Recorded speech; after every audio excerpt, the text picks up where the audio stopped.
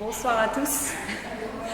Alors merci d'être venus pour cette nouvelle conférence des Jeudis du Savoir, qui est ce soir sur une présentation du syndicat FENOAMA, et j'ai le plaisir d'accueillir Benoît Lerle, qui est le directeur.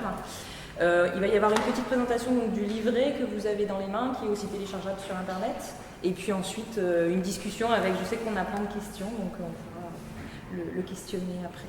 Benoît, merci. Avec plaisir. Donc comme je vous disais, voilà, comme disait Cécile, donc je suis Benoît, le directeur du syndicat FENOAMA. Donc le petit livret que je vous ai distribué, c'est celui-ci. Habituellement, je m'appuie que sur le livret, mais comme là on a un bel amphithéâtre, j'ai tout remis sur le PowerPoint, mais aussi des compléments, des éléments supplémentaires. Alors, avant de rentrer dans le sujet de ce que nous faisons, je voulais vous expliquer d'où nous venons. Donc, sur les pages 2 et 3 du livret, vous avez un petit peu l'histoire des déchets sur Tahiti. Une histoire qui pourrait remonter dans les années 80-90 en réalité, puisque pour certains, si certains étaient là, vous avez peut-être connu l'histoire de Tamaranui, qui était une usine de traitement des déchets située au fond de la vallée de Tiperui. Et la bonne mauvaise idée de l'époque, c'est qu'ils ont construit un prototype au milieu du Pacifique. À l'époque, donc, il n'y avait pas Internet, il n'y avait rien. Donc pour les réglages, régler un prototype déjà sur un territoire continental, ce n'est pas évident. Donc le faire sur une île au milieu du Pacifique, c'est encore plus ambitieux. Et la deuxième difficulté qu'ils ont eue, c'est que ce prototype était situé au fond d'une vallée industrielle qui donne sur Papeete. Et donc tous les matins, vous aviez un brouillard de la fumée de l'usine qui se répandait sur Papeete, ce qui fait qu'au bout d'un an et demi, cette usine a dû fermer. Ça a coûté à l'époque plus de 6 milliards de francs en 1990. Et donc toutes les communes qui s'étaient réunies à travers un syndicat qui s'appelait le CITOM, le syndicat intercommunal de traitement des ordures ménagères, a dû se disloquer. Et chaque commune est repartie à exploiter son ancien dépotoir. Et la commune la plus embêtée à ce moment-là, c'était Papeete, puisque Papeete avait fermé son dépotoir qui était à Urani, où vous avez aujourd'hui le cimetière. Et donc, ils ont été bien embêtés puisqu'ils n'avaient plus d'exutoire. Et ce qui s'est passé, c'est que vous avez le voisin, Oscar Temaru, à Fa'a, qui, lui, a accepté les déchets de Papeete. Et c'était un soulagement pour Papeete de trouver une solution aussi simple soit-elle. Donc, à cette époque-là, en tout cas, voilà, il y a eu des efforts de fait, mais chaque fois, ça n'a pas pris, ça n'a pas fonctionné.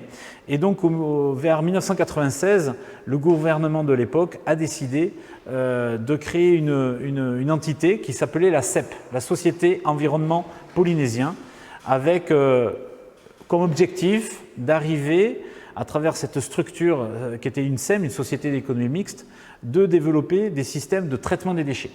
Et c'est là que le CET de Taravao a été construit et a ouvert ses portes en 2000, et qu'en même temps, il y a eu le centre de tri à Motuhuta qui a ouvert aussi en 2000, et que donc l'idée, c'était de faire trier les gens et surtout de ne pas faire de fumée, comme à l'époque Tamaranui, tout le monde était dans cette ambiance-là. En plus, dans les médias internationaux, on parlait d'usines de traitement des déchets en métropole qui recrachaient de la dioxine, que les vaches broutaient cette dioxine et du coup, ça intoxiquait tout le monde. Donc vraiment, l'incinération n'était pas du tout dans l'air du temps à cette époque-là. Et donc, c'est pour ça qu'en 2000, c'est comme ça qu'ont ouvert les installations. Voilà. Donc ça, c'est sur le passé, on va dire. Depuis 2000, les installations ont ouvert. Et en 2004, il y a eu une nouvelle loi, une loi organique qui a régi la Polynésie française. Et dans cette loi organique, il était écrit que le traitement des déchets devenait une compétence communale. Ah, là, ça a été le début de nouvelles compétences. C'est-à-dire que jusqu'à présent, jusqu'en 2004, on savait que les communes collectaient chez vous les poubelles, mais c'était la CEP qui traitait les déchets. À partir de 2004, il est noté que dans la loi, la commune devient également compétente pour le traitement des déchets. Et c'est le CGCT, le Code général des collectivités territoriales, qui a indiqué la date d'application de cette compétence, qui était l'année 2012. Donc on va dire que de 2004 à 2012, on savait que la compétence était communale, mais la deadline c'était 2012. Donc personne ne s'est trop inquiété.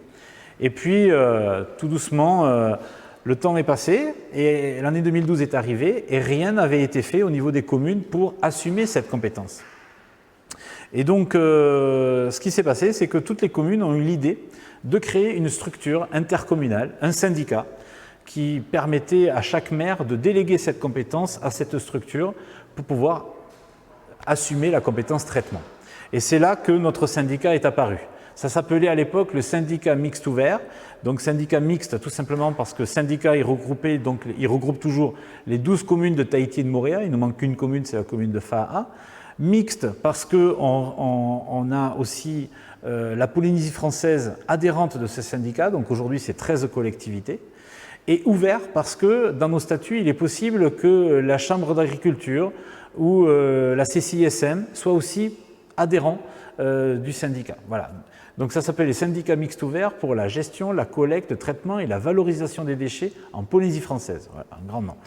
Donc en 2012, 1er novembre 2012, ce syndicat est ouvert. Toutes les communes adhérentes se disent « Ah ben c'est bien, moi je ne suis plus directement compétent, donc je ne risque pas de pénalité. J'ai passé la main au syndicat. » Ce syndicat, c'était une structure vide, c'était simplement une façade administrative. Et la tactique de ce syndicat, ça a été de racheter en fait la CEP qui existait, la Société Environnement Polynésien. Et ça a pris 1 an et demi. Et donc en avril 2014, la CEP était 100% propriété de ce syndicat et il y a eu une fusion par absorption de ce syndicat, enfin par ce syndicat de la structure CEP. Et c'est comme ça que la CEP a disparu du jour au lendemain et nous sommes, nous les salariés de la CEP, devenus des salariés de la structure syndicale. Et donc le fait d'avoir fusionné les deux, on a fait changer le nom en appelant ça syndicat Whenua-Ma. Whenua-Ma qui était le nom en tahitien de la CEP. Voilà. Whenua-Ma qui a double signification en tahitien, qui veut dire Whenua-Ma, ça veut dire terre propre, pays propre, mais ça peut aussi vouloir dire tous ensemble. Whenua-Ma, voilà. Ce soir on va aller chez Cécile Ma, donc on va tous chez Cécile par exemple.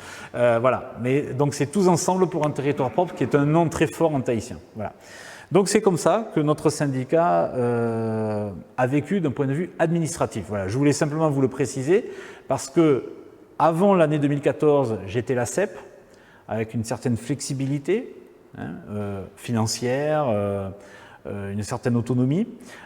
Et depuis 2014, nous sommes régis par les mêmes statuts qu'une commune. Donc on travaille par le trésor public, on n'a plus de commissaire aux comptes ou d'expert comptable, voilà, c'est toujours au trésor public. On doit se cantonner effectivement aux appels d'offres comme une commune, avec des seuils. Aujourd'hui, entre 0 et 3 millions, il y a une certaine liberté de mouvement. Au-delà de 3 millions de commandes, on rentre dans des marchés à passation particulière ou carrément des appels d'offres quand on est au-delà de 15 millions. Donc voilà, c'est quand même on est désormais vraiment dans l'anticipation absolue de nos besoins. On doit très clairement identifier nos besoins pour s'y préparer parce que ça peut prendre du temps après pour les mettre en œuvre. Voilà, bon, c'est juste ça. Voilà, alors ça reprend ce que je viens de dire. Donc on est 13 collectivités, on correspond désormais à 180 000 habitants. Donc il y a la Polynésie française et les 12 communes de Tahiti et de Moorea, donc créées en 2012. En avril 2014, on fusionne. Et les compétences aujourd'hui, on a des compétences obligatoires, par exemple pour le traitement des déchets. Toute collectivité adhérente de notre syndicat a délégué sa compétence traitement des déchets. Donc ça comporte les études, la communication, le tri sélectif et la gestion des outils publics qui permettent ce tri. La déchetterie, vous avez à Moorea la chance d'avoir une déchetterie à Témé, c'est la seule du territoire, mais ça c'est Whenua-Ma qui la gère. Le transfert des déchets entre les différents sites que vous allez voir après et l'installation finale, c'est Whenua-Ma, le traitement, etc. Ça c'est la partie traitement. Et puis nous avons des compétences optionnelles qui concernent la collecte des déchets. Aujourd'hui, c'est la commune de Moorea qui collecte vos déchets à la maison. Demain, la commune pourrait très bien dire « moi, j'ai plus envie de m'en occuper, je délègue la compétence à Whenua-Ma » et là, ça serait des camions Whenua-Ma qui passeraient dans les maisons collecter vos déchets, par exemple. Mais ça peut être aussi la compétence sur les déchets verts. Les déchets verts, c'est le seul déchet dont nous n'avons pas la compétence. C'est resté une compétence communale. Donc c'est pour ça que nous n'avons jamais, nous, développé des structures de gestion des déchets verts, puisque ça a été toujours un souhait politique de garder cette gestion au niveau communal. Aujourd'hui, nous sommes une quarantaine de salariés directement adhérents donc, de Whenua-Ma et nous avons environ, nous faisons appel à plusieurs sociétés qui, pour des sous-traitances qui correspondent à peu près à 60 salariés complémentaires. Donc ça fait une centaine de personnes qui travaillent directement sur le traitement des déchets à travers notre structure.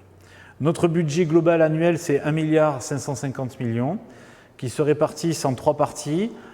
1,50 milliard pour les communes adhérentes, 200 millions pour la Polynésie française et environ 300 millions qui viennent des sociétés privées qui font appel à nos services, comme par exemple des grands supermarchés ou des grands hôtels, des îles éloignées ou sur Tahiti, pas sur Moorea mais sur Tahiti, qui vont directement amener leurs déchets chez nous, puisque ce ne sont pas les communes qui vont collecter leurs déchets, mais c'est eux-mêmes qui doivent en assumer les frais financiers et le traitement.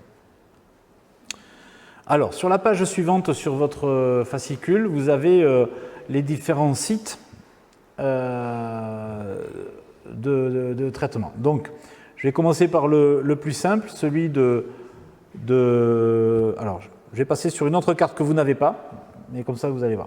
Alors, nous avons le CET à Taravao. À Taravao, le CET, c'est le centre d'enfouissement technique. Cela permet d'enfouir les déchets que vous mettez dans votre bac gris, tout simplement. J'y reviendrai tout à l'heure. La facilité d'avoir ce territoire-là, c'est que toutes les communes de Papara, Tevayuta, Teirapu-Ouest et Itiotera vont pour tous leurs déchets, bac vert et bac gris, au CET de Payoro. Si c'est du bac gris, les déchets y restent. Si c'est du bac vert, les déchets vont être ramenés en ville par nos camions. Au niveau de la ville, à Papeete, on a ce centre que vous voyez en photo qui a aussi 2 fonctions. C'est de recevoir les bacs gris et les bacs verts de Papeete, Pirée, Aroué et Mahina, mais aussi les professionnels. Également, les professionnels peuvent aller au CET à Taravao. Si une entreprise nous amène, ou une commune nous amène du bac vert, ça va rester sur place, on va le trier, on va le voir tout à l'heure. Par contre, si c'est du bac gris, on va le mettre dans le premier bâtiment, on va remplir des bennes sur des camions. Pour ceux qui vont en ville, vous le voyez régulièrement, ou quand même sur le Harimiti, vous allez le voir. On va faire le trajet jusqu'à Taravao avec ces bennes. Et enfin, on a un 3e site qui est à la Punaru, qui permet aux 2 communes de Punauia et de Paia de ne pas aller à Taravao, de ne pas aller en ville. Ça permet de limiter les déplacements pour eux, d'aller au plus près. Et pareil, on reçoit les déchets. Bac gris, généralement, c'est le lundi et le vendredi. Donc ensuite, ces déchets sont évacués dans la journée, voire le lendemain matin, vers Taravao. Quand c'est le mercredi, collecte du bac vert, on rapatrie ces déchets sur mercredi et jeudi vers la ville pour le tri. Et enfin, ici, à Moorea, vous avez Ateme, la déchetterie, qui nous permet de rapatrier tous les jours par le navire Harimiti les déchets de chez vous jusqu'à Motuuta si c'est du bac vert ou le CET de Payoro si c'est du bac gris. Alors là, j'en profite pour accentuer un petit peu, vu votre contexte que nous sommes à Moorea, je vais revenir sur la carte générale. Donc vous voyez la pastille jaune là-bas. Juste pour que vous compreniez la difficulté pour nous d'une logistique sur Moorea. Donc vous avez le camion, il est parqué à Papeete. Et vous avez dû le voir quand vous prenez le bateau, c'est 2 remorques. Donc c'est un chargement, on appelle ça un chargement de 38 tonnes. Donc ce camion prend son service vers 5 h du matin. L'opérateur, le chauffeur, va préparer son chargement qui est vide, il met les bennes sur le camion, sur la remorque, etc. Sur les coups de 6 h, il quitte le centre pour arriver au quai de Papeete et il attend de rentrer sur le bateau et on va dire qu'il va monter sur le bateau vers 6 h 30 et à 7 h le bateau s'en va. Le bateau, 1 heure plus tard, arrive à Moorea à 8 h, il descend, il va à Ateme pour déposer les bennes vides, récupérer les bennes pleines et revenir au quai. Le problème, c'est que quand il revient au quai, il est 9 h 15 et le bateau est parti depuis 8 h 30. Donc on a loupé le bateau. Et là, on attend 11 h 30 le prochain bateau. Donc on a un chauffeur qui attend éternellement un bateau. Voilà. Quand il va monter sur le Harimiti vers 11 h 30 midi, il va se retrouver en ville à 13 h. À 13 h 30, il revient à Motuuta. Et lui, il a commencé sa journée à 5 h du matin. Donc il a déjà 8 heures de travail et le chauffeur doit s'arrêter.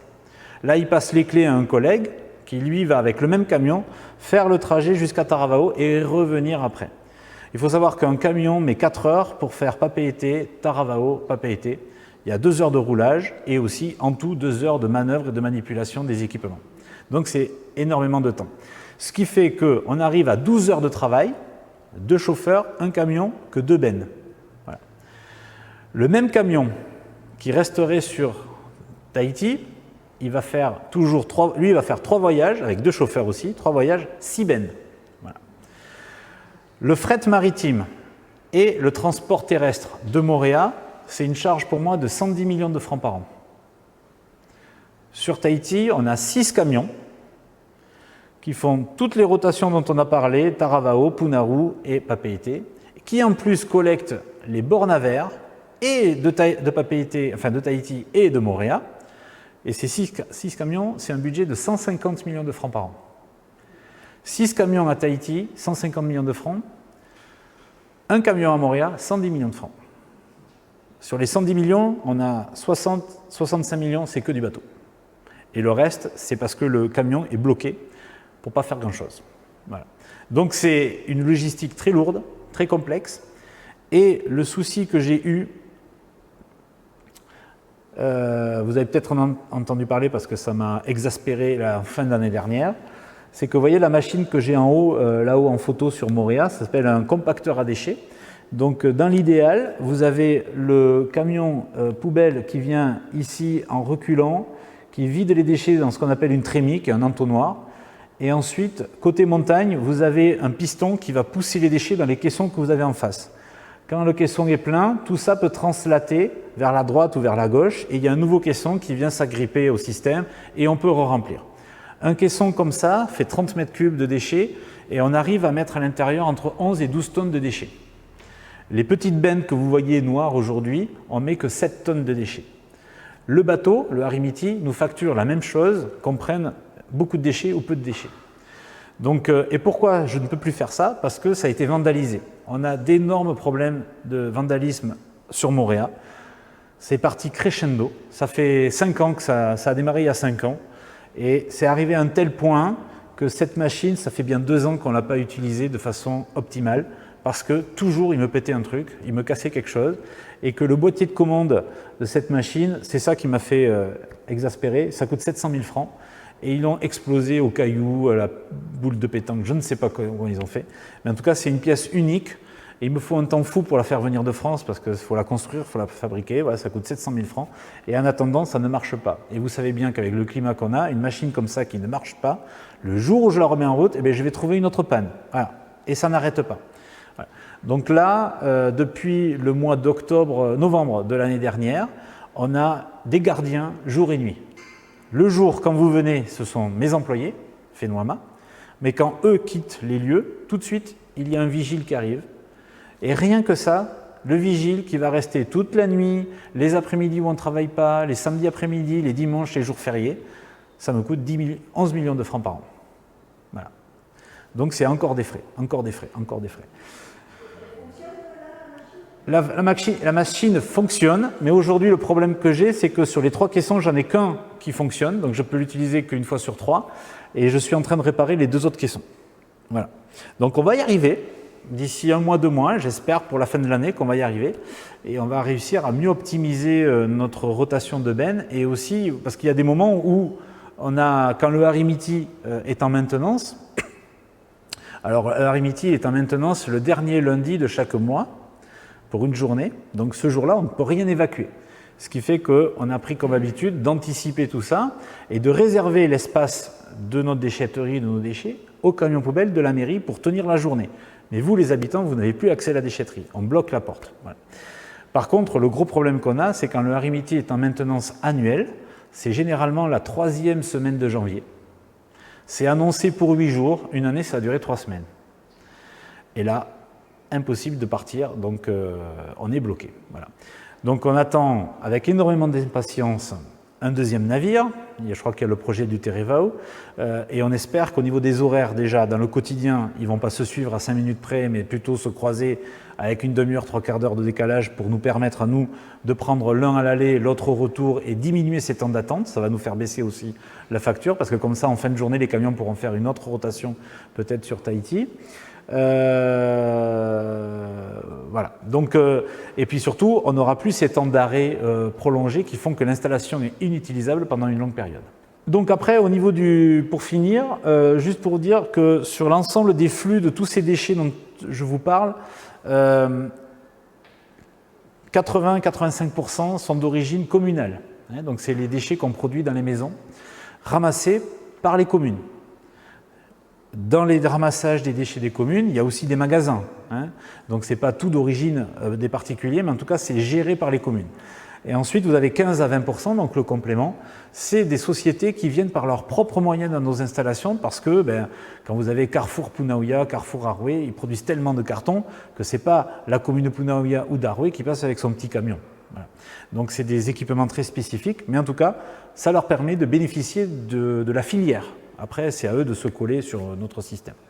Et nous, si demain les sociétés ne venaient plus chez nous, c'est pas grave, et l'équilibre financier est là, on continuerait de fonctionner. Au contraire, nous on serait satisfaits si on permettrait de faire durer les installations plus longtemps. Mais après, bon, on rentrerait dans d'autres circonstances. Voilà. Alors, je continue. Donc ça, c'est la page d'après. C'est un rappel, là j'attaque l'explication sur le bac vert. Donc les déchets autorisés dans les bacs, c'est les cartons, qui représentent 50% de la masse des déchets déposés dans le bac vert. Ensuite, c'est les papiers, tout en haut, qui représentent 30% de la masse aussi globale. Donc toute la matière papier-carton, c'est quand même 80% de la masse des déchets que vous déposez dans vos bacs verts. Entre les deux, les bouteilles en plastique. Donc aujourd'hui, nous n'acceptons que les bouteilles et les flacons en plastique. Pas les barquettes, pas les pots, pas les films étirables, pas les sacs, voilà, non. Que les bouteilles et les flacons en plastique. Donc généralement, vous avez deux familles de plastique. Vous avez le plastique numéro 1 qui s'appelle le PET, polyéthylène. C'est le plastique qu'on trouve sur les eaux royales, le Weimato, le Coca-Cola, le Sprite. Voilà, des plastiques transparents, très souples. Et ensuite, le numéro 2, le PEHD, c'est la famille numéro 2 des plastiques. C'est ce que vous voyez un peu en photo, c'est les gels, la soupline, le gel douche, la javel, la lessive, tous ces plastiques opaques. Voilà, on ne voit pas à travers. Voilà, ça c'est du PEHD. Il faut savoir que dans la famille des plastiques, vous avez 7 familles de plastiques. Vous allez avoir le PVC, le PP, le PEBD, c'est le polyéthylène basse densité par exemple. C'est les sacs en plastique que vous avez à 100 francs, les sacs à 100 francs que vous achetez dans les supermarchés. Voilà, donc c'est toujours une autre molécule. Et ce qu'on appelle plastique, c'est tellement vaste que voilà, y a beaucoup de confusion chez les gens. Donc nous, ce que l'on explique aux gens, c'est vous mettez que ce qui est un capuchon, un flacon ou une bouteille. Ces bouteilles représentent 10% de la masse du bac vert. Donc ce n'est pas un déchet en grande quantité au niveau de la masse, mais on sait bien que les plastiques, ça prend beaucoup de place parce que c'est très léger, la densité est très faible, donc ça prend beaucoup de volume. Ensuite, vous allez avoir les canettes en aluminium. Donc là, rien de spécial. Ça représente 1% de la masse globale, c'est très faible. Et enfin, les boîtes de conserve. Voilà. Alors dans les boîtes de conserve, on met toujours les deux exemples haricots verts et Pneu Poitreau.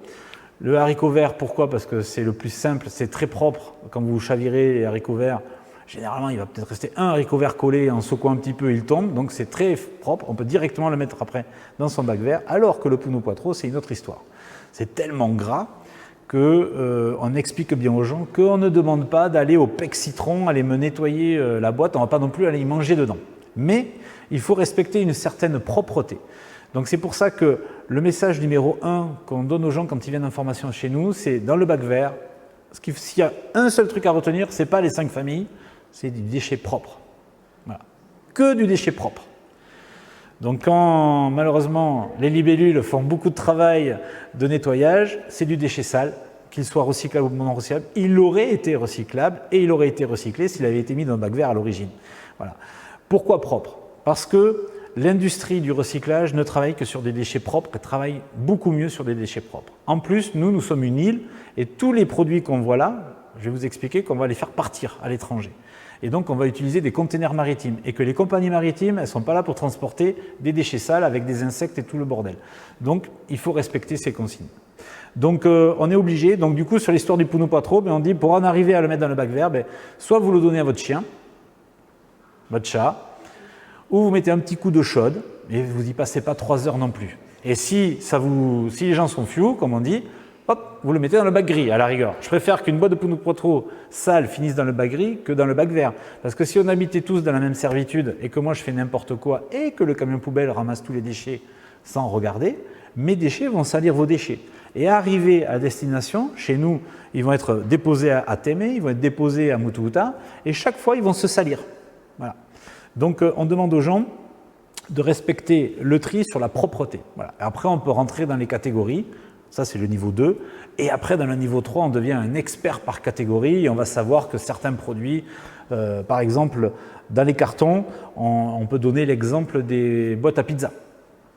Les boîtes à pizza, les masters du tri, ils vont, une fois qu'ils ont fini la pizza, si le couvercle est propre, on va déchirer le couvercle, ça va dans le bac vert. Par contre, le fond de la pizza, ça va dans le bac gris ou dans son composteur si on est encore très motivé. Voilà. Donc, il y a comme ça des petites variantes, mais surtout, ce qu'il faut comprendre, c'est déchets propres. Voilà. Et à la rigueur, si quelqu'un me met un pot de yaourt qui est en plastique, mais qui n'est pas recyclable, mais si c'est propre, c'est pas grave. Voilà. Et donc, c'est ça le message qu'on essaye de donner aux reapers. Les reapers, ce sont les éboueurs du 21e siècle. C'est des éboueurs qui réfléchissent et qui savent reconnaître un bon bac d'un mauvais bac. Voilà. Donc, souvent, ça nous est arrivé que des gens nous appellent au téléphone. « Ah, ils n'ont pas ramassé ma poubelle. Ok, bon. » Alors, ils se plaignent. Nous, du coup, on essaye de faire le lien avec la commune. Mais avant ça, on essaye de comprendre pourquoi ils ont refusé le bac. Et donc, généralement, nous, on donne cette feuille. Là, j'en ai posé là quelques-unes pour faire des exemples. Cette feuille doit se retrouver coincée sur le bac le soir quand vous rentrez. Ça veut dire que, ils sont passés. Pardon. Mais ils ont décidé de ne pas le ramasser parce qu'il y avait une erreur. Et c'est là où, des fois, nos éboueurs sont des ayatollahs du tri. Pour une petite erreur, quelqu'un qui va mettre une savate d'un gamin cassée, ça n'a rien de... Oui, ça n'aurait pas dû y être, mais c'est pas grave. Voilà. Et ils vont nous enlever le truc. Pour un t-shirt, le gars, il a mis un t-shirt sale, troué, machin, dans le bac vert. Ça n'a rien à y faire, mais c'est pas sale non plus. Voilà. Donc, c'est là où on essaye, chaque fois, nous, on est à la disposition des communes pour, comme ça, réexpliquer les consignes, essayer de calmer un petit peu tout le monde. Il ne faut pas qu'ils deviennent non plus des ayatollahs. Il faut être mollo, quoi. Ouais. Aujourd'hui, les bacs verts que nous récupérons, vous voyez la progression, c'est le graphique de droite. On est pas loin des 8500 tonnes de déchets récupérés par nos bacs verts. Le potentiel global, il est entre 12 et 14 000 tonnes. On va refaire des études au début de l'année 2020 pour refaire une cartographie de nos déchets et savoir si on est loin de nos performances, etc. Parce que les chiffres que je vous donne sur les performances, que je vais vous donner tout à l'heure, c'est basé sur une étude que nous avions faite en 2011. Donc on pense qu'il y a eu une évolution quand même du comportement des gens et du mode de consommation. Donc on va voir où on en est. Mais c'est sûr qu'aujourd'hui, voilà, il y a toujours ce travail à faire. Mais nous, ce qu'on déteste, c'est de décourager les gens. Voilà, on est dans l'encouragement et il n'y a rien de pire qu'un habitant qui rentre chez lui, qui a trié pendant 15 jours, une semaine, peu importe, et qui se rend compte que le bac n'a pas été ramassé et qu'il n'a pas d'information. Alors ça vous démoralise quelqu'un. Alors le pire, c'est quelqu'un qui voit les deux bacs verts et gris ramassés en même temps. Alors là, c'est fini. Après... Exactement. Alors d'abord, quand quelqu'un me dit « Ah, ils ont ramassé les deux bacs en même temps », je dis « Ah, où c'était et quand c'était ?» Parce que d'abord, peut-être qu'il a très bien fait. D'abord, au bord de la route, on ne doit présenter que des bacs verts le jour des bacs verts et que des bacs gris le jour des bacs gris. Donc jamais on doit avoir un bac vert, un bac gris à côté. Le seul moment où on peut avoir un bac vert, un bac gris à côté, c'est quand le bac vert est équipé de ce petit papier. On est mercredi, j'ai mal trié, le camion est passé, il m'a mis ce petit papier, eh bien, je le laisse jusqu'à vendredi, et vendredi, j'ai mis mon bac gris, et là, il va purger le bac vert, et je vais repartir samedi sur une bonne base pour retrier mes déchets. Donc, ça peut arriver des fois qu'en fait, il a eu raison de prendre le bac vert et le bac gris en mélange. Après, ce qui se passe aussi généralement, et on est en train de s'en rendre compte de plus en plus fréquemment, je ne sais pas chez vous, si vous êtes équipé de bac vert et de bac gris par votre commune, mais on a d'énormes difficultés dans certaines communes pour être sûr que les gens aient tous un bac vert et un bac gris. Et souvent, ils ont acheté des paires, ils vous ont équipé de ces paires de bacs, mais ce qui se passe très rapide, enfin pas très rapidement, mais au bout du temps, ce qui va se passer, c'est que votre bac gris, vous l'avez plus utilisé. C'est-à-dire qu'on met plus de déchets, des déchets lourds, on va le tirer jusqu'à la route, donc il va souffrir plus rapidement. Et donc finalement, entre les deux bacs, entre le gris et le vert, généralement c'est le bac gris qui souffre en premier. Il n'y a plus de roue, il n'y a plus de couvercle, il n'y a plus de machin. Donc au bout d'un moment, il y a les gens qui disent ouais, j'ai un bac vert à côté, il est nickel chrome, je vais l'utiliser en bac gris. Et donc c'est des gens qui ne trient plus, mais qui utilisent leur poubelle verte comme du bac gris, pour qu'en fait les déchets dégagent de la maison. Sauf que vous, quand vous passez, ou quelqu'un qui passe dans la rue, il dit ah, il collecte le bac vert et le bac gris en mélange. Oui, mais en fait on ne doit jamais sortir son bac vert le jour du bac gris. Donc un éboueur qui ramasse un bac vert et un bac gris en mélange un jour de collecte du bac gris, il est peut-être en train de purger ou de rendre service à quelqu'un qui en fait n'avait plus de poubelle. Par contre, un éboueur qui va me ramasser un bac gris le jour de collecte du bac vert, là on est proche de la faute professionnelle, voilà, parce que ça n'a rien à y faire. Voilà. Mais on a vu de ces trucs, on est sur un autre monde. Il y a des gens sur une commune à Tahiti, c'est pas Montréal, qui se sont plaints parce que, alors, ils nous appellent nous parce que on fait de la communication, donc ils ont l'impression que c'est notre personnel qui passe, c'est pas nous. Où le bac, alors là, lui, qu'est-ce qu'il avait fait? Le bac vert était présenté à l'extérieur, c'était un mercredi, normal. Il passe et il voit dans le garage de la personne qu'il y a un bac gris qui attend. Ils sont allés le chercher dans la propriété des gens pour le vider. Donc la femme elle était folle, elle dit nous on trie, machin, ils font n'importe quoi. Je dis oui, là ils ont fait vraiment n'importe quoi. Mais on ne peut pas tout maîtriser, quoi. Voilà. Mais des fois, c'est pas non plus que des vraies erreurs. C'est aussi des circonstances. Voilà. Mais ça vous casse une réputation, ça vous casse un moral. Il suffit qu'il y en ait un sur le. Ça se fait moins, mais il y a 10 ans, sur le répondeur de Radio 1, à tel endroit ils ont fait n'importe quoi, trier ça sert à rien. Alors il ne faut pas hésiter, à Montréal il y a une équipe technique qui joue bien le jeu, qui se sentent concernés. Il ne faut pas hésiter à leur faire remonter l'information, tel jour, telle heure, j'ai eu ce phénomène, quoi. Voilà. Il y a eu un truc à Montréal, j'ai jamais compris pourquoi. Il y a une équipe, parce qu'ils sont deux équipes en gros, ils partent de l'ancien Club Med, il y en a un qui fait le sud, un qui fait le nord. Ils se rejoignent à Témé. Bon, il y a une équipe qui commence à minuit. Parce qu'en fait, c'est le fini parti. C'est comme à Marseille. C'est-à-dire que tu commences, mais si tu as. Normalement, on doit travailler 8 heures par jour. Mais si tu arrives à faire en 5 heures ce qu'on te demande de faire en 8, eh bien, à bout de 5 heures, tu es à la maison. Donc, ça s'appelle le fini parti. Et donc, c'est un peu la course pour vite rentrer à la maison. Donc, ils ont préféré commencer à minuit. Ils réveillent tout le monde, enfin bon, c'est compliqué. Et il y a l'autre camion qui, lui, commence à 4 heures du matin. Voilà. Alors nous, on est à la disposition des communes pour leur faire... Moi, je leur ai proposé que tous les ans, les équipes viennent à Tahiti visiter nos installations. Là, pas plus longtemps qu'il y a 15 jours, on a eu tous les éboueurs sur 2 semaines de Mahina qui sont venus au CET de Payoro pour visiter le centre parce qu'ils ne le connaissent pas. Voilà. Pour leur montrer où vont les déchets du bac gris. Et là, on leur explique tout. Et c'est dingue, mais généralement, alors la population n'est pas au courant qu'on forme les éboueurs, mais dans les semaines qui suivent, les performances s'améliorent. Donc ça prouve bien que quand on explique aux gens que le métier qu'ils font, il est dur, on imagine bien que travailler derrière un camion poubelle, c'est pas rigolo tout le temps. Il y a la météo, il fait chaud, il pleut, enfin il y a des mauvaises odeurs, donc c'est des conditions pénibles de travail. Mais on essaye de leur expliquer que vous, les habitants, vous avez fait des efforts pour mettre dans le bac vert, vous espérez beaucoup de leur part, et que eux, c'est un chaînon essentiel pour que moi, derrière, je puisse travailler.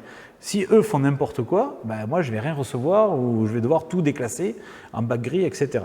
Et que derrière, ils sont toujours surpris de voir qu'on a des hommes et des femmes qui travaillent dans les déchets, nous aussi, en contact avec les déchets et qui ne sont pas tout seuls dans cette situation-là. Donc ça permet de un peu revaloriser leur métier, leur travail et généralement, on voit des efforts il y a des effets quasiment immédiats sur les performances de tri alors que la population n'est absolument pas au courant. Voilà. Et la meilleure commune qu'on cite toujours, c'est la commune d'Aroué. En fait, comment Aroué, alors Aroué à l'époque c'était moins de 9000 habitants, petite commune, mais quand même, ils ont toujours été bons. Voilà. Et pourquoi? Parce qu'en fait, à l'époque, en 2000, quand on a lancé le tri là-bas, 2001, vous aviez le maire Boris Leontiev qui était à toutes les réunions de quartier. Voilà. Il était là, avec ses services techniques, et les habitants. Et ils discutaient, voilà le changement d'habitude qu'il va y avoir, et mes services techniques vont travailler pour vous. Et du coup, les services techniques ont toujours eu cette fierté d'exécuter un travail reconnu par le Tavana. Et donc, ça a toujours bien marché chez eux. Et l'exemple qu'il y a sur cette commune, c'est qu'en 2006-2007, il y a eu une grève qui a duré 1 mois. Et pendant cette grève, bien sûr, on recevait à cette époque-là 25 à 30 tonnes de déchets de leur part bac vert. Et ce mois-là, on a reçu moins de 5 tonnes. Donc là, moi, je me suis dit, sur les statistiques, c'est la chance pour les autres d'arriver à passer devant. Ben, en fait, le mois suivant, au lieu de faire 25-30 tonnes, ils ont fait 45 tonnes. Donc sur les 2 mois regroupés, ils avaient fait leur petite moyenne de 25 tonnes. Voilà. Donc tout ça pourquoi? Parce que les habitants savent qu'ils étaient en grève, mais ils ont continué de trier malgré la grève. Leur bac vert était plein, ils ont mis à côté dans leur garage, et en 2-3 semaines, ils ont évacué le stock qu'ils avaient eu pendant 1 mois et demi. Quoi. Voilà. Et donc ça prouve bien que les habitants, quand on leur explique que ce qu'ils font a une utilité, eh bien, ça suit, voilà, ça déroule, comme on dit. Voilà. Donc voilà, c'est un petit exemple. Alors là, sur le graphique, ce que vous voyez, c'est l'évolution du bac vert. En vert clair, les communes, en vert foncé, les entreprises. Donc vous verrez tout à l'heure sur le graphique du bac gris, c'est qu'on a un effet inverse. Mais qui n'est pas que dû à la progression du bac vert, malheureusement, c'est aussi dû au changement de consommation, qui n'est pas plus mal, mais c'est surtout dû à la crise économique de 2008 qui a été parfaitement ressentie et qui se voit parfaitement sur les déchets. Et vous voyez qu'à partir de 2011-2012, les entreprises ont pris plus de poids, plus d'importance, parce qu'on a mis en place un système qui est très simple, c'est plus vous triez, moins vous payez. Voilà. 1 tonne de déchets bac gris coûte environ 17 000 francs. 1 tonne de déchets bac vert va être à 7 500 francs. 1 tonne que de carton, c'est 5 000 francs. Donc 1 tonne de carton bien trié, c'est 3 fois moins cher que le bac gris, en gros. Et donc les entreprises, elles ont parfaitement compris et on voit les effets immédiats sur la courbe. Les communes sont dans le même cas, mais le message ne passe pas. Voilà. Donc je vous le dis. En dessous, vous voyez le devenir des déchets, donc tout part à l'étranger. Il n'y a pas d'usine locale performante pour arriver à drainer et à capter tous ces déchets. Donc les canettes redeviennent des objets en aluminium, les canettes en aluminium. Les boîtes de conserve, de nouvelles boîtes de conserve, généralement pour la nourriture animale. Ensuite, toutes les matières papier-carton vont rester bien sûr des matières en papier-carton, mais c'est recyclable au maximum une dizaine de fois. Parce que la fibre va au bout d'un moment devenir elle-même un déchet, n'aura plus de tenue, donc ça passe dans les déchets de la papeterie. Et enfin, les flacons en plastique opaques et transparents sur la dernière ligne, les opaques, c'est le PEHD, vont devenir des objets en plastique, comme des chaises de jardin, des toboggans, voilà, des choses robustes, mais une fois que c'est cassé, si vous le mettez dans votre bac vert, on ne pourra pas le recycler. D'abord, le toboggan il ne rentrera pas dans le bac vert, mais de toute façon, ce n'est pas après la même technique. Et le plastique, la difficulté, c'est que quand on veut le recycler, il perd la flexibilité, il perd certaines propriétés. Donc on ne peut pas non plus avoir... Techniquement, ils sont capables de faire une bouteille en plastique 100% recyclée. Mais il va y avoir des problèmes de tenue, d'hygiène, etc. Donc aujourd'hui, ce qu'ils font, c'est qu'ils mettent entre 15 et 25% de matière recyclée à l'intérieur d'une bouteille.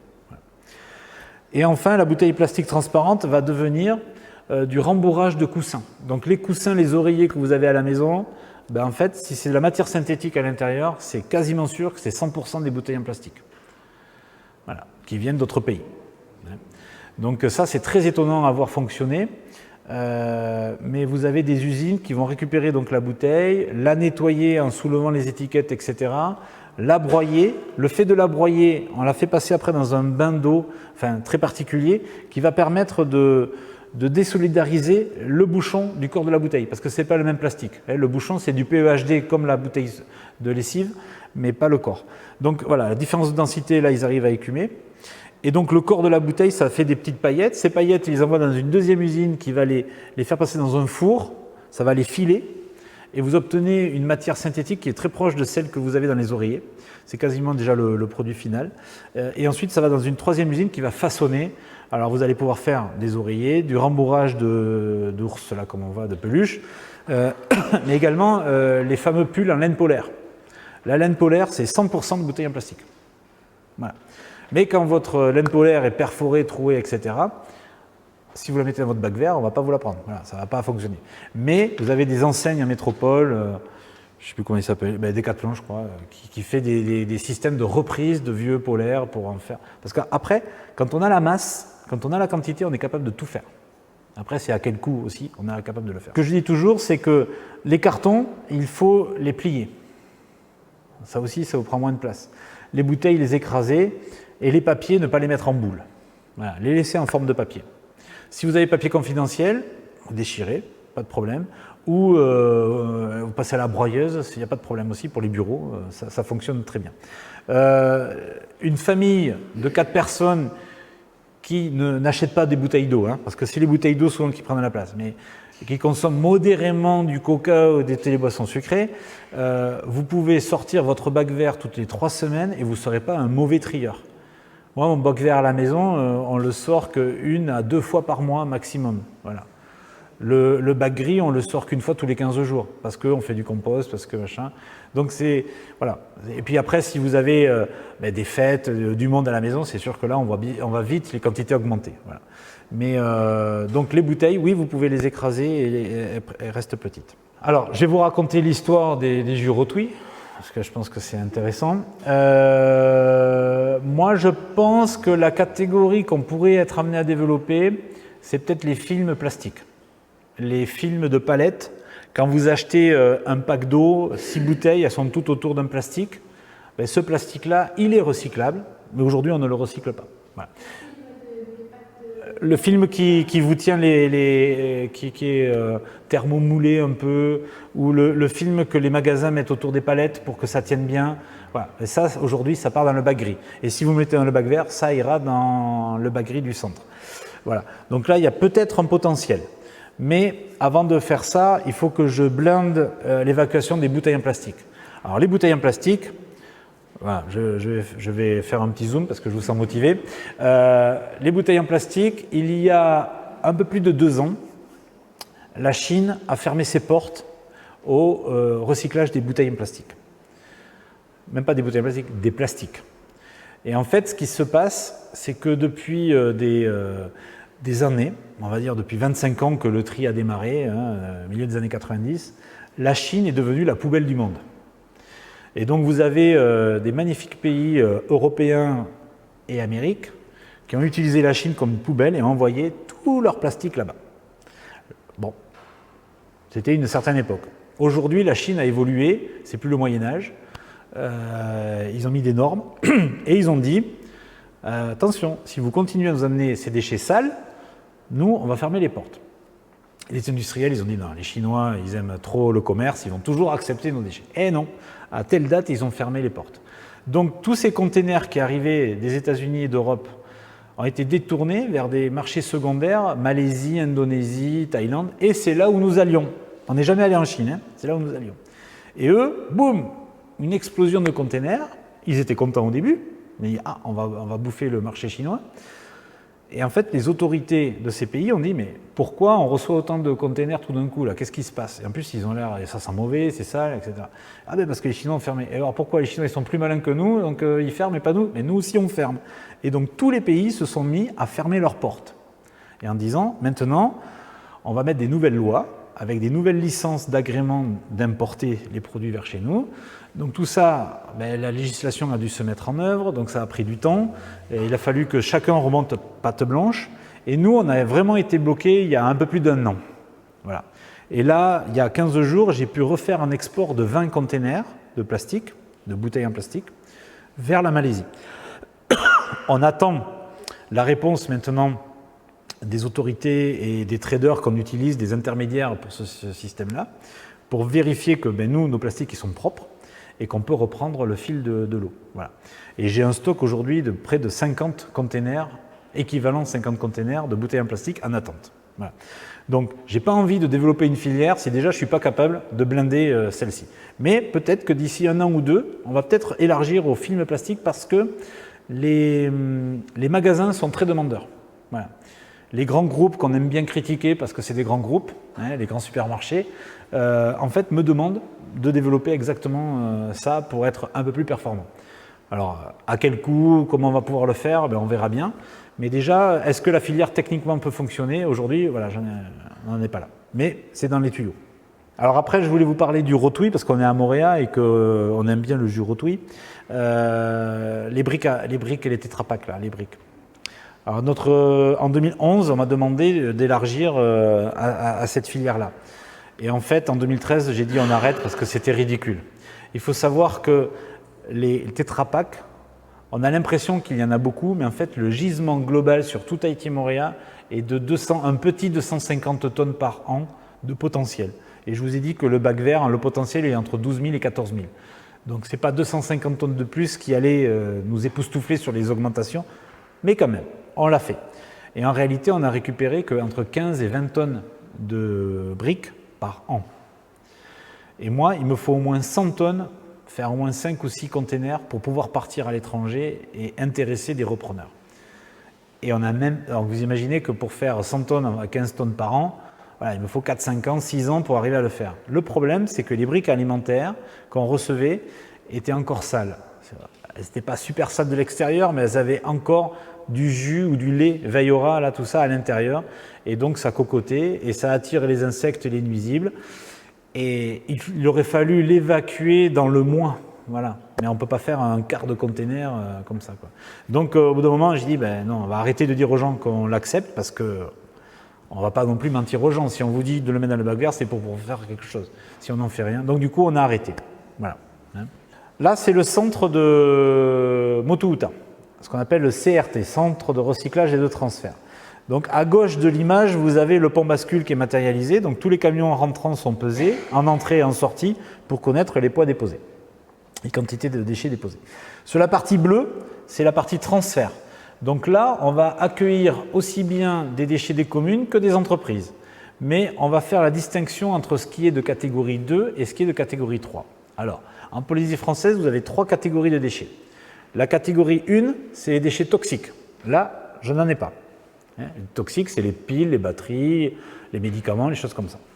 La catégorie 2, c'est les déchets putrescibles. C'est les déchets que vous allez mettre dans votre bac gris qui vont créer du jus, ce qu'on appelle le lixivia, du jus de déchets.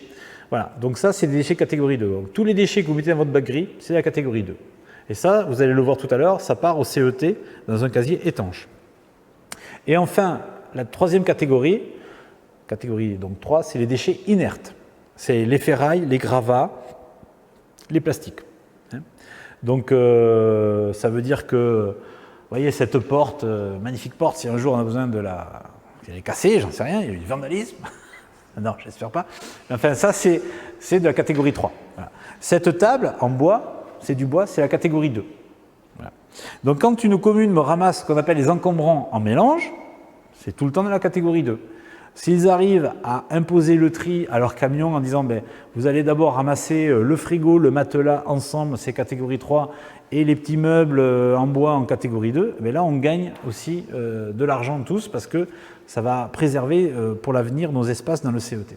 Voilà. Donc au niveau de la partie bleue, on fait le dispatching entre ce qui est ordures ménagères catégorie 2 et ce qui est catégorie 3. Les déchets sont déposés dans les bennes. Dans chaque benne, on met 8 tonnes de déchets. Donc chaque camion va transporter environ 16 tonnes de déchets jusqu'à Taravao. Voilà. Sur la partie verte, c'est le centre de tri. Donc là, au niveau numéro 1, vous avez l'arrivage des déchets en mélange qui viennent de votre maison ou qui arrivent de la déchetterie de Moréa. Voilà, c'est vidé au sol. Là, ensuite, on a un petit engin qui va pousser ça sur un tapis d'alimentation et on va arriver à l'équivalent d'un premier étage. Sur ce premier étage, au niveau numéro 2, vous avez 2 opérateurs qui vont sortir d'abord les gros cartons, parce qu'on ne voit que ça. Ça gêne la visibilité des autres déchets, donc ils prennent les gros cartons. Et ça tombe en dessous dans un box où il n'y aura que des cartons. Ensuite, ça va passer dans le niveau 3. Ça ressemble un peu à un épi de maïs de loin. En fait, c'est un trommel, donc c'est une machine qui tourne sur elle-même, qui est perforée, et elle a 2 actions. La première, c'est de délier les déchets qui ont été écrasés dans le camion poubelle ou même que vous avez écrasé vous dans votre bac vert pour en mettre le maximum. Donc ça va permettre de délier les blocs. Voilà. Et surtout, de sortir les poussières. Et c'est à ce niveau-là que les petits bouchons qui ont été tout seuls, les bouchons orphelins, vont tomber en fait dans la benne bleue qui est en dessous. Et ça part au CET. Ensuite, au niveau 4, on sort du tunnel là, et on va avoir à nouveau une chaîne de tri humaine. Donc d'abord, première catégorie, c'est les bouteilles en plastique transparentes, le PET. Ensuite, le papier de bureau, bon, papier très blanc. Puis les journaux magazines, une catégorie inférieure de papier. Et enfin, on appelle ça les gros de magasin. C'est tous les papiers et cartons qu'on n'a pas pris avant. Par exemple, la boîte de biscuits en carton, voilà, ou des papiers craft, des choses comme ça, ça va arriver là-dedans. Ensuite, vous avez la seule machine qui est un électroaimant qui permet de capter les boîtes de conserve. Derrière, les canettes en aluminium, c'est à la main. On n'a pas de courant de Foucault pour le récupérer. On a préféré garder 2 emplois. Voilà. Et derrière, les PEHD, donc les bouteilles en plastique opaques. Et tout ce qui va rester sur le tapis roulant et qui tombe dans le numéro 6, c'est les erreurs de tri. Donc le pot de yaourt dont on parlait tout à l'heure, le rotouille, le machin, voilà, ça va tomber dans la benne. Quand j'additionne les quantités récupérées dans la benne numéro 6 et dans la première benne au niveau 3, on a des bons résultats parce que la moyenne globale, on est autour de 16 à 17% d'erreurs de ce qui rentre. La moyenne nationale est à 23%. Donc, on a une marge de progression forte et c'est pour ça que focaliser, stresser les gens sur la définition des déchets qui vont dans le bac vert, je préfère banaliser les choses en disant mettez ce qui est propre et ne pensez plus est-ce que ça doit y aller, pas y aller. On a des informations, on peut, comme ça, quand on est en petit comité, rentrer dans du détail. Mais la marge de progression, on a une marge de sécurité, d'erreur, encore tolérable, mais on peut aussi surtout aller rechercher beaucoup de déchets. Hein. On est à 8500 tonnes entrants et on va être à 7000 tonnes exportées. Voilà. Donc une fois que les box sont pleins, on a un engin qui va pousser ces déchets sur un tapis roulant qui est à l'arrière du système et ça va les acheminer au niveau 7, qui est une presse à balles, et on va réussir à écraser les déchets par catégorie pour faire des balles. Alors ça va vous faire des balles un peu comme les 2 bureaux là où il y a les coraux regroupés, donc à peu près cette taille-là. Une balle de carton va faire 550 à 600 kg. Une balle de bouteille en plastique, ça fait 220 kg. Donc la difficulté, c'est qu'on a une densité là aussi faible, et donc dans un container, au lieu de mettre 22-23 tonnes de marchandises, on va mettre que 11 ou 12 tonnes. Donc le plastique, c'est vraiment embêtant. C'est pas très rentable au niveau de la logistique. Ensuite, les containers donc, sont remplis par famille et ça part par bateau. Voilà. Cette semaine, on a fait 18 containers, on a eu 10 containers de carton, 5 de papier de bureau et 3 de journaux, voilà, par exemple. La semaine avant, on avait les 20 containers de plastique. Voilà.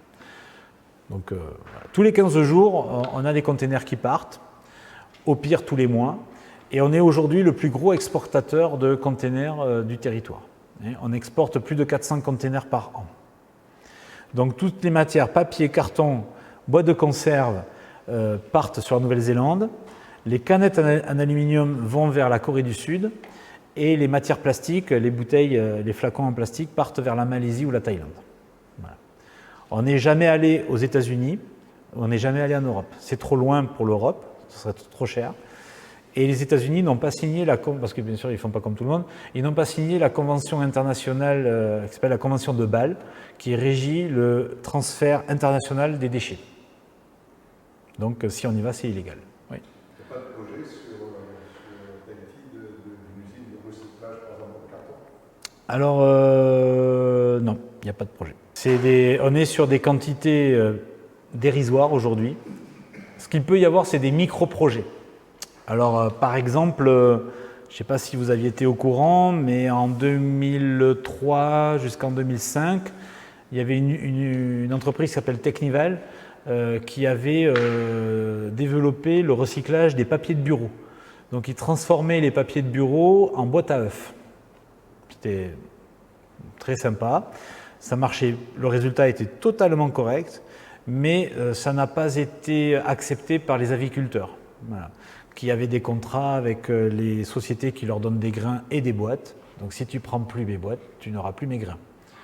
Donc à un moment, il y a un lobbying qui fait qu'on est un peu bloqué.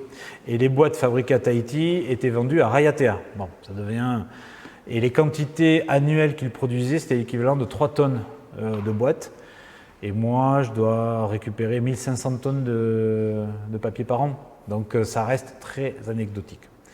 Là, dernièrement, on a fait un test avec une société qui s'appelle Touraora sur le recyclage des bouteilles en plastique opaque, le PEHD. Parce que eux, ils fabriquent des citernes d'eau. Alors, ils font des citernes d'eau potable avec du PEHD neuf, mais ils font aussi des citernes qui vont pour l'assainissement individuel. Et ils imaginaient utiliser ce plastique en mélange avec le plastique de première origine. Sur les tests comme ça marchait. Et quand on est passé à l'échelle dite industrielle, ça ne marchait plus. Parce que dans les flacons en plastique qu'on reçoit, d'abord, ils ne sont pas super propres. Hein. Quand je dis déchets propres, il y a encore de la lessive, du savon, même des microparticules. Et puis, c'est des plastiques qui ont aussi d'autres éléments qui sont incorporés. Ce n'est pas du PEHD pur. Et donc, cette impureté, en fait, ne permettait pas aux poudres de PEHD de bien fondre dans le moule, et donc il y avait des problèmes de conception. En tout cas, des essais ont été faits, mais on n'a jamais réussi à aller bien trop loin, et en tout cas, on n'a pas trouvé de solution miracle qui prenne vraiment tout le gisement et qui soit adapté. L'usine d'incinération, c'est pas un projet? Alors nous, au niveau du syndicat, on l'a proposé à nos élus. Aujourd'hui, sur le traitement des déchets, il y a 2 orientations. Soit on met le citoyen au cœur du système et on lui dit, je vais vraiment schématiser, aller loin dans ce que j'avais en tête. On arrête le bac vert tel que vous le connaissez. Donc les papiers, les cartons, on les laisse dans le bac vert. Mais les bouteilles en plastique, les canettes, les boîtes de conserve, on se déplace comme les bornes à verre et on aura des points de regroupement. Donc les matières solides, plastiques et métaux, on les sort. Du coup, dans votre bac vert, qu'on va appeler le bac marron, on met les papiers et les cartons. On accepte les restes de repas et on accepte aussi les petits déchets verts. Mais pas de plastique, hein. Un truc en vrac, ça ne va pas sentir très bon, mais là, il y a du potentiel. Et ce bac marron, on va le collecter le lundi et le vendredi à la place du bac gris. Et du coup, le bac gris, on va le collecter le mercredi parce qu'il ne va plus sentir mauvais, il n'y aura pas grand-chose dedans, et même peut-être que tous les 15 jours. Et donc, à partir de ce bac marron, on serait capable de faire à travers ce qu'on appelle de la méthanisation, faire macérer ces déchets pour produire du gaz, ou alors tout simplement les broyer, les mélanger aux déchets verts. Généralement, on le mélange avec des déchets verts qui ont déjà 3 à 4 mois, et on va les laisser maturer encore pendant 9 mois. Et à la fin, vous allez avoir un compost. Et vous allez avoir un joli compost s'il n'y a pas eu des petits malins qui ont mis dans votre bac marron des médicaments, des piles, voilà, ou du plastique, parce qu'après, ça va faire des matières plastiques qui apparaissent dans le compost. Voilà. Donc là, il y a un avenir, mais c'est très pragmatique, mais il faut un message très fort, très puissant, et il faut que chaque citoyen devienne un éco-citoyen et comprenne pourquoi on lui demande de bien respecter les choses. Donc ça, c'est la filière valorisation matière locale. Deuxième filière, c'est l'incinération. C'est-à-dire, on ne change pas les règles d'aujourd'hui, mais on fait de l'incinération avec un super système de traitement des fumées. Alors, la première usine dont je parlais de compostage, on est sur du 3-4 milliards d'investissement au global à l'échelle de Tahiti et Moorea. L'incinérateur dont je vous parle, qui est le top du top, c'est 13 milliards d'investissement. L'avantage quand même d'un incinérateur, c'est que quand vous mettez 100, un volume de 100, vous allez obtenir derrière un volume de 10 à 15. Et surtout, des déchets qui ne sentent plus, des cendres stables que vous allez pouvoir enfouir. Et donc, au CET, vous allez multiplier par 10 au moins la durée de vie du site. Voilà. Donc, voilà, c'est ça. Après, moi, ce que je dis aussi, c'est qu'on peut faire les deux, en fait. C'est-à-dire qu'on pourrait mettre le citoyen au cœur du système par ce fameux bac marron et aller chercher dans le bac gris qui reste les plastiques dont on ne sait quoi faire avec une forte valeur ajoutée énergétique. Voilà. Donc aujourd'hui, les enjeux, ils sont là. Après, savoir si on va faire l'usine qu'a présenté Race for Water ou une autre, là, je veux dire, c'est... En gros, on sait qu'on veut un 4x4, est-ce qu'on va prendre un Toyota, un Mitsubishi voilà, ça, c'est vraiment dans un troisième temps, quoi. On verra plus tard. Voilà. Mais l'orientation peut être celle-ci. Hein. Mais aujourd'hui, les choix n'ont pas été encore établis. Mais en tout cas, les solutions ont été proposées à nos élus. Et bon, il y a des élections municipales qui vont arriver l'année prochaine. C'est un sujet qui va revenir très rapidement sur la table une fois que les équipes seront en place, parce que nous, notre syndicat, les élus, quoi qu'il arrive, de toute façon, il y aura des réélections internes par rapport aux nouveaux représentants de chaque commune. Voilà. Et j'espère que voilà, dans la mandature suivante, sur 5 ans, on arrive avec le pays à faire en sorte qu'on puisse bâtir quelque chose de sérieux pour Tahiti-Moorea et pourquoi pas aussi pour les îles éloignées qui pourraient rapatrier certains produits sur Tahiti pour les traiter définitivement. Ça, c'est le CET de Payoro, mais je vais passer tout de suite à la page d'après. Voilà. Le CET, donc comme je vous l'ai dit, on a 3 catégories de déchets. Au niveau du CET, on reçoit les déchets de catégorie 2 et de catégorie 3. Les déchets de catégorie 2 vont dans le casier que vous voyez là-bas à gauche.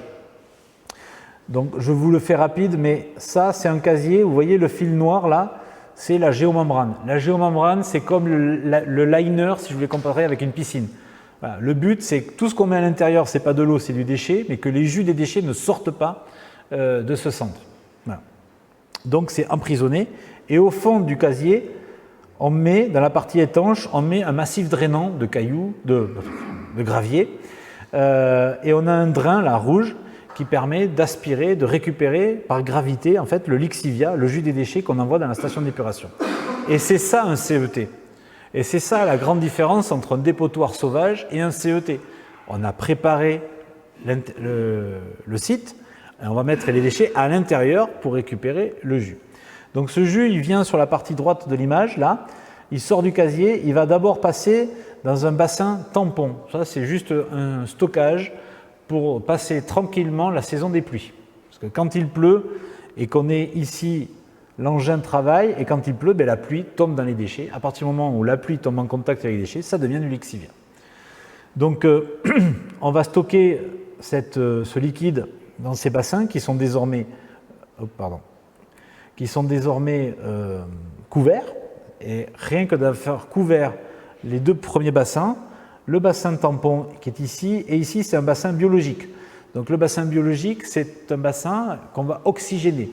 Là, vous avez des bactéries de station d'épuration qu'on a mis au départ et qui vivent très bien et qui sont là nos amis, puisqu'on envoie de l'oxygène, donc elles respirent, et on leur donne du lixivia qu'elles adorent, et elles vont le digérer. Et donc elles vont en fait solidifier, elles font de la boue, elles vont solidifier la charge polluante.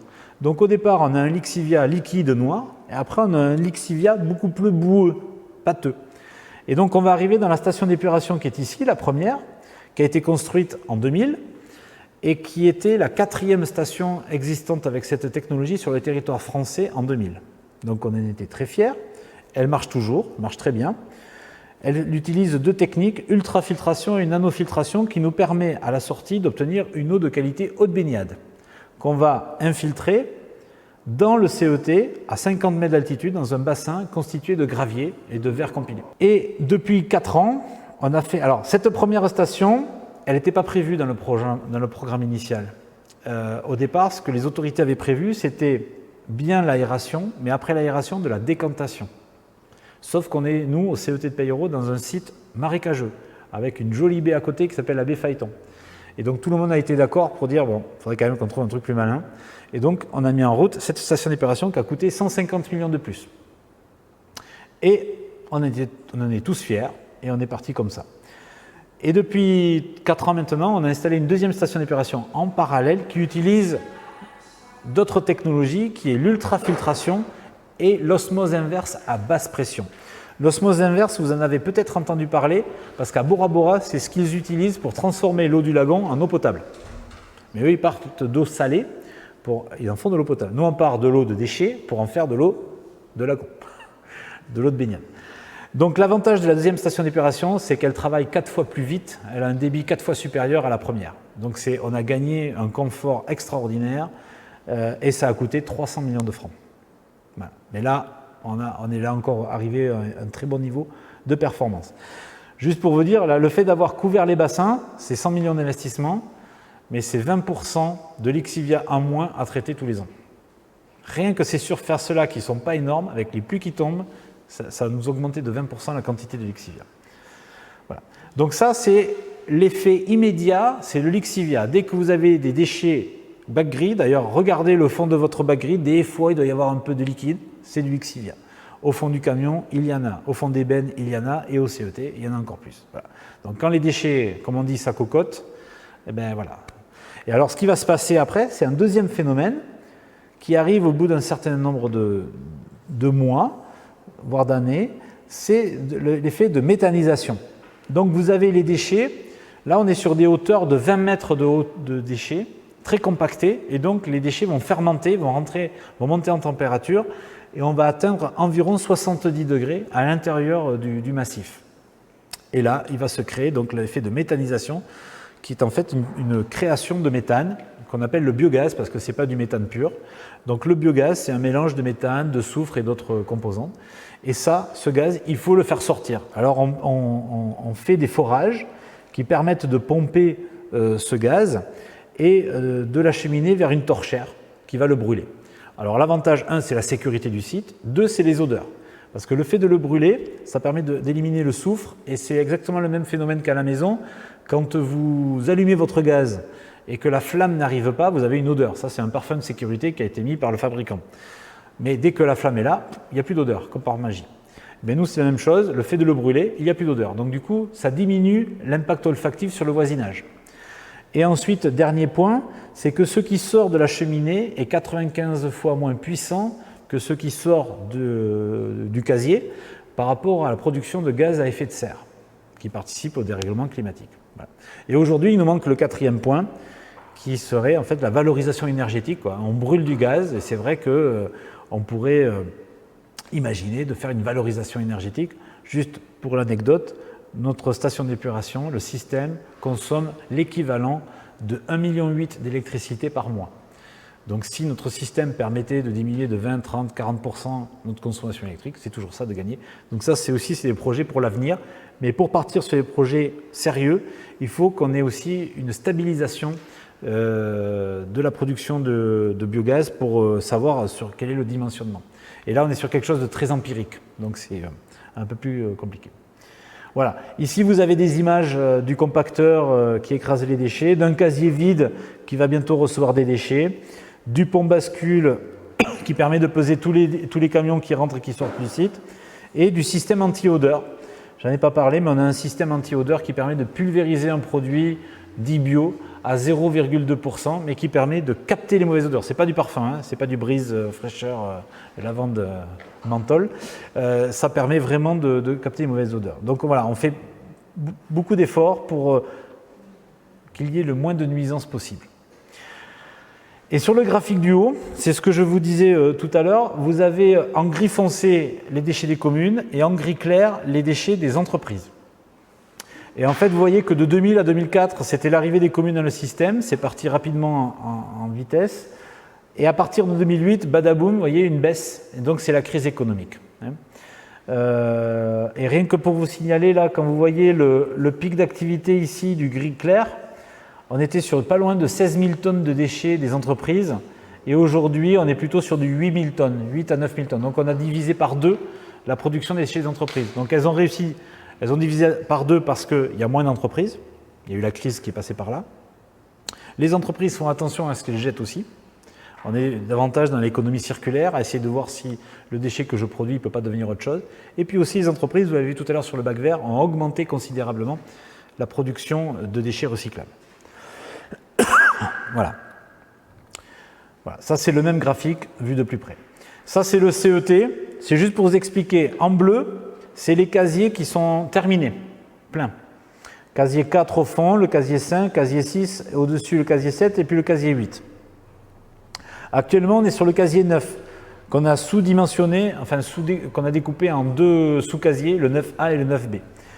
Donc là, on a encore pour 3 ans minimum, voire 4 ans de durée de vie sur ces casiers-là. Et là, je vous ai matérialisé en jaune les futurs casiers qu'on a l'autorisation d'installer. Donc là, on y voit jusqu'en 2033, à l'heure d'aujourd'hui. Voilà. Il y a encore à peu près 14 à 15, entre 12 et 15 ans en réalité, de durée de vie en fonction de notre production de déchets. Voilà. Donc c'est sûr que si on a un incinérateur, comme je disais tout à l'heure, qui permet de diviser par 8 le volume des déchets, c'est sûr qu'on multiplie par 8, après la durée de vie restante. Ce n'est pas 15 ans qui restent, c'est peut-être 60 ans. Ce qui est enfoui, au départ, pour nous, c'est enfoui ad vitam aeternam. Sauf que les techniques évoluent et que si on a un incinérateur, rien ne nous empêchera de réouvrir les anciens casiers pour voir si on ne peut pas envoyer cette matière dans l'incinérateur. Ça s'appelle faire du vide de fouille. Donc ce n'est pas de l'archéologie, mais ça se fait beaucoup en Europe.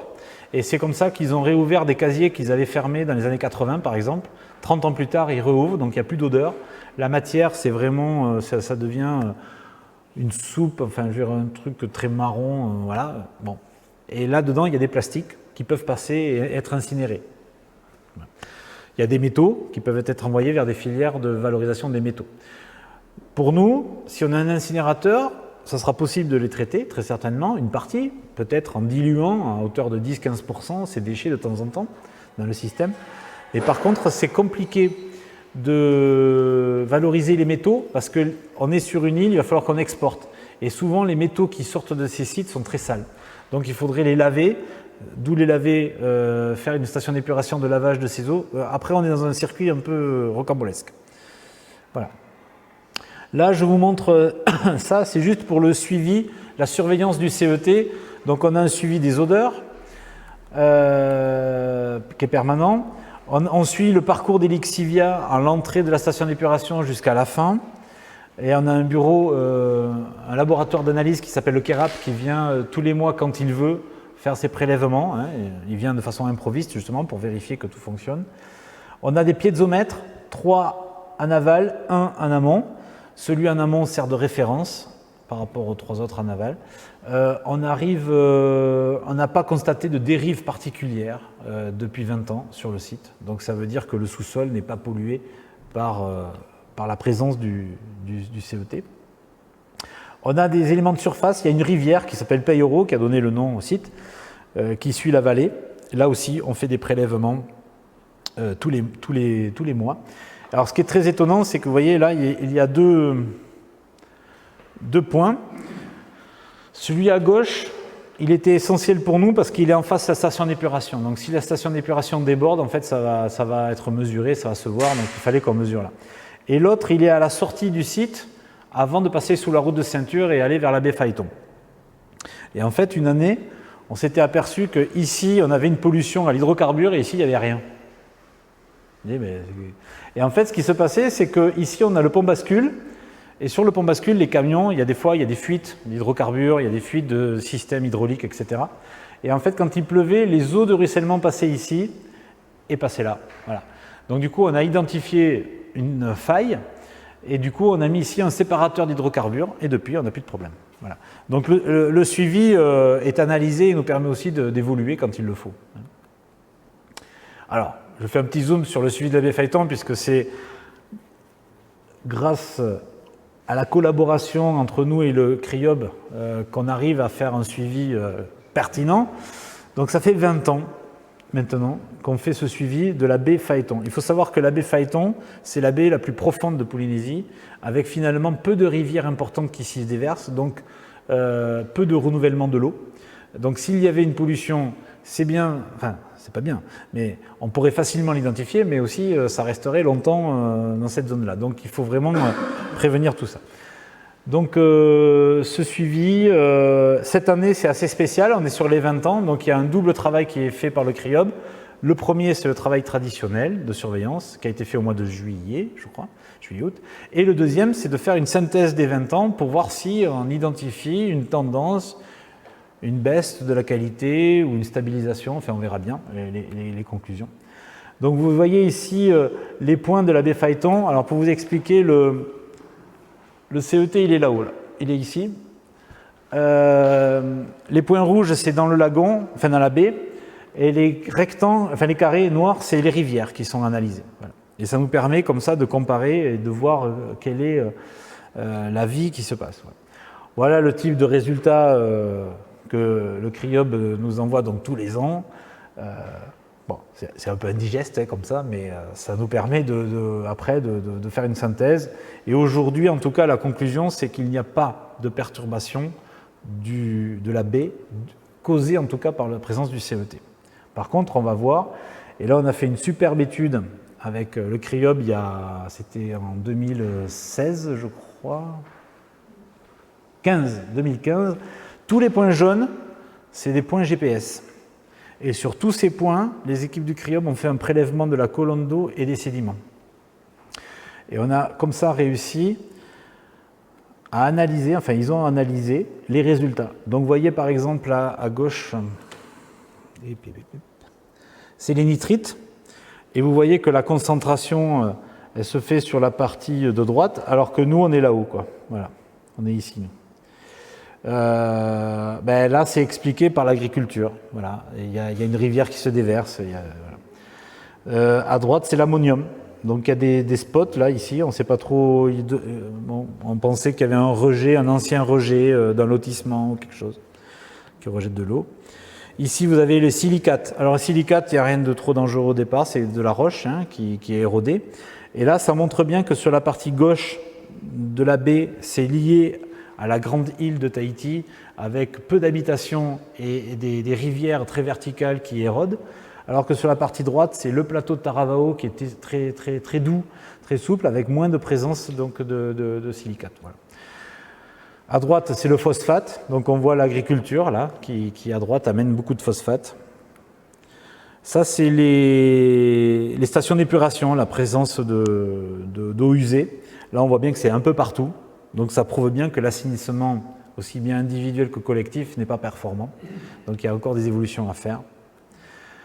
Ici, vous allez avoir le fer à gauche et à droite le nickel, voilà, qui est lié aussi à l'activité d'érosion, parce qu'on est quand même sur une île volcanique, donc il peut y avoir aussi des éléments qui s'expliquent naturellement sur la présence.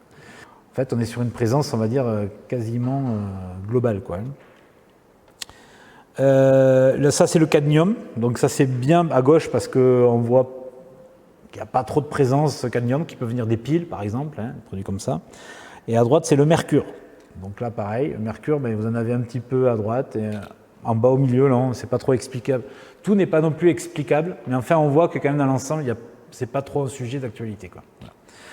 Donc en tout cas, les conclusions, c'est que c'est une baie anthropisée par l'homme, avec peu d'échanges avec l'extérieur, un effet très concentrateur par les faibles courants.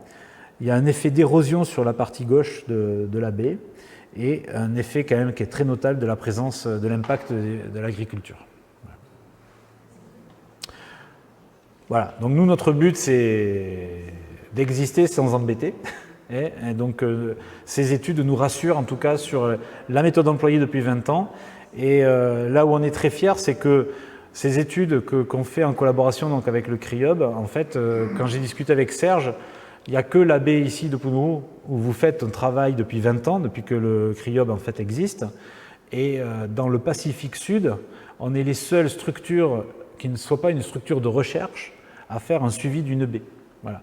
Donc c'est un budget, c'est lourd, on est sur des budgets qui varient de 3 à 6 millions de francs par an depuis 20 ans. Voilà.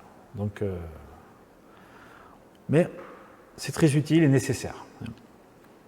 Voilà. Voilà pour le CET. Maintenant, je passe au verre. C'est très rapide. Le verre, tout simplement, il n'y a rien de dangereux dans le verre au départ, à part si on se taille avec, mais le verre, c'est du sable, qu'on a de la silice qui a été chauffée et transformée en verre. Dans tous les pays industrialisés, cette silice deviendrait à nouveau, le verre redeviendrait des bouteilles en verre, parce que quand vous êtes de l'état de sable pour passer à la bouteille, vous consommez énormément d'énergie, et quand vous avez une bouteille que vous repassez à l'état de bouteille, vous économisez 90% de l'énergie initiale. Donc c'est très recherché. Ici, on n'a pas de verrerie, mais on a des idées, et on a transformé ces bouteilles en gravier de verre, qui peut être utilisé, là, comme sur l'exemple en bas, en sous-couche, sous une dalle béton pour un bâtiment. Par exemple, ce bâtiment, dessous, quand ils l'ont construit, ils ont dû mettre du gravier. On aurait pu mettre du verre concassé qui allait amener quelque chose de très drainant. Alors, je vais vous montrer un petit exemple. Voilà, ça c'est un produit fini, on appelle ça du 0,15. Donc, ça va du grain de sable jusqu'à 15 mm maximum.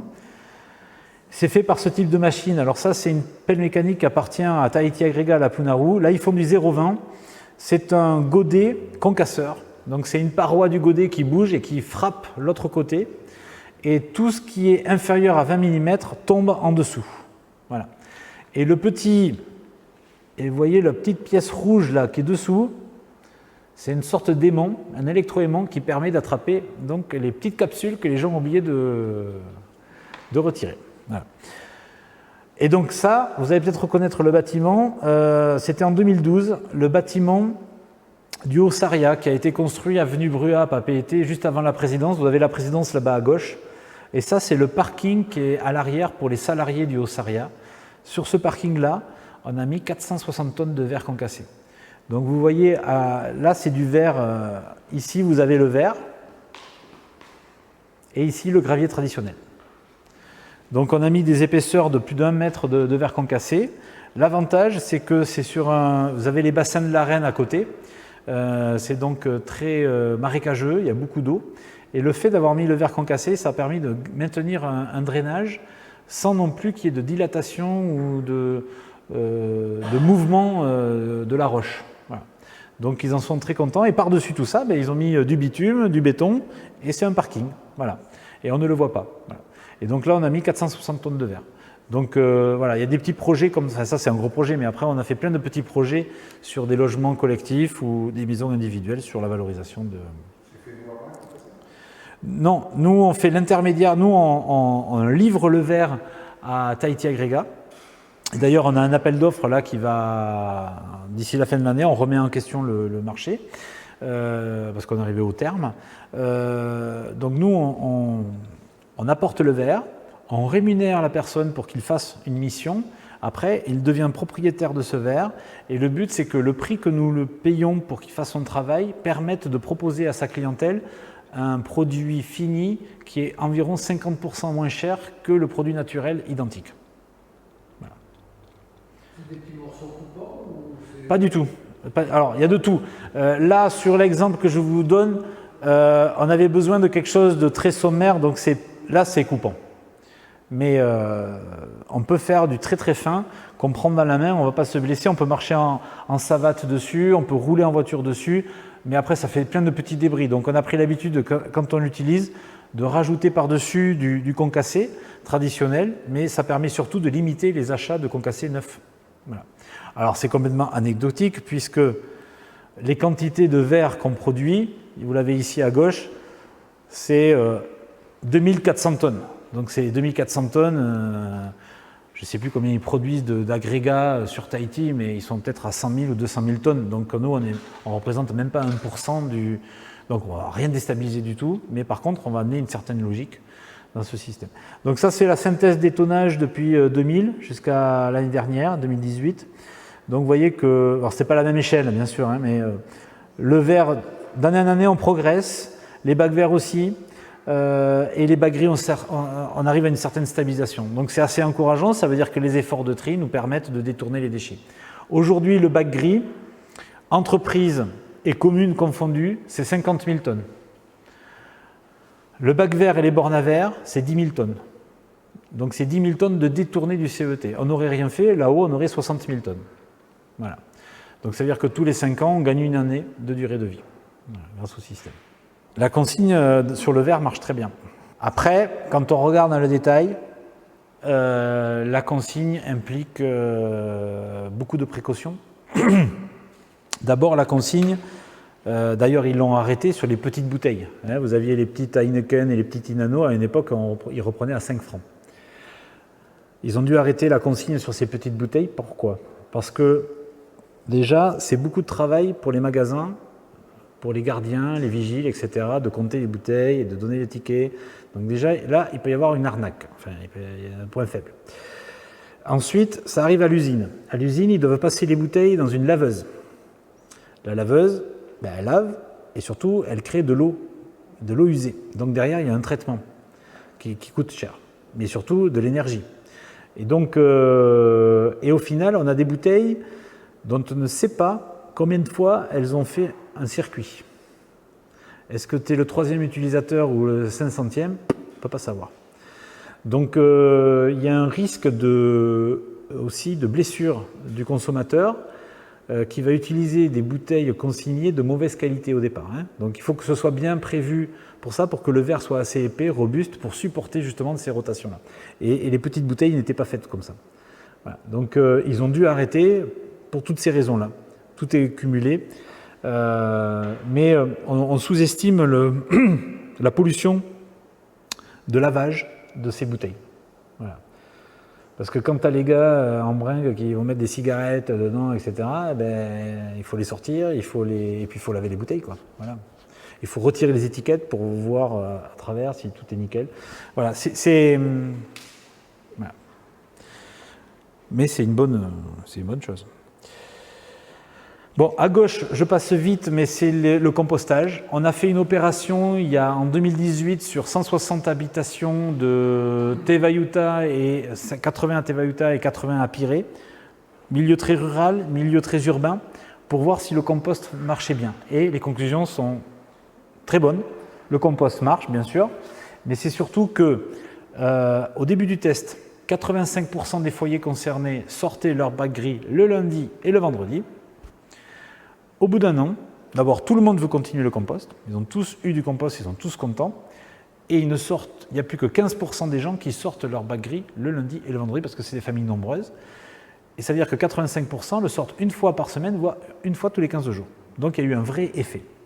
Donc ce qui nous permettrait même d'aller plus loin et de dire à une commune, si vous généralisez, si vous arrivez à convaincre les quartiers, sur certains quartiers, vous ne pourriez passer qu'une fois par semaine, et c'est la collecte qui coûte cher.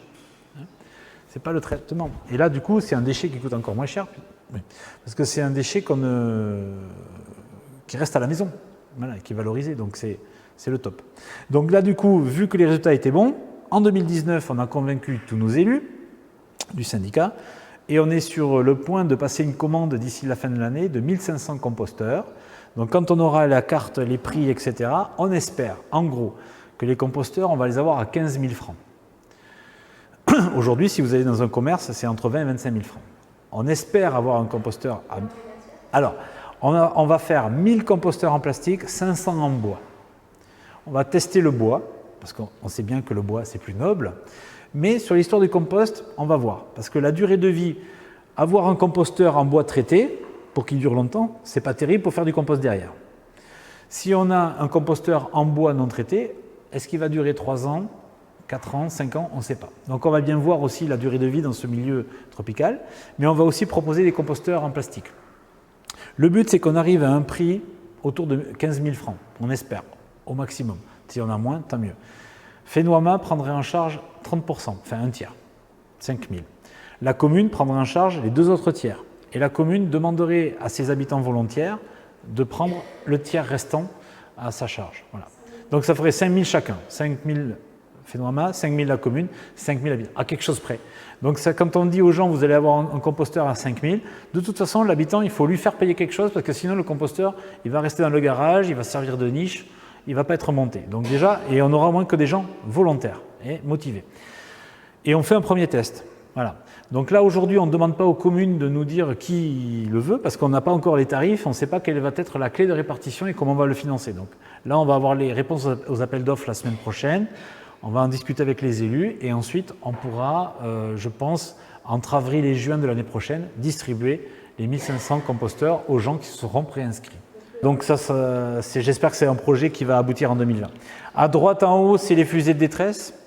Donc ce que je voulais dire, c'est que tout ce dont je viens de vous parler, les composteurs, les bornes à verre, les bacs gris, les bacs verts, c'est payé par les communes. C'est-à-dire, moi, je facture ça à vos communes.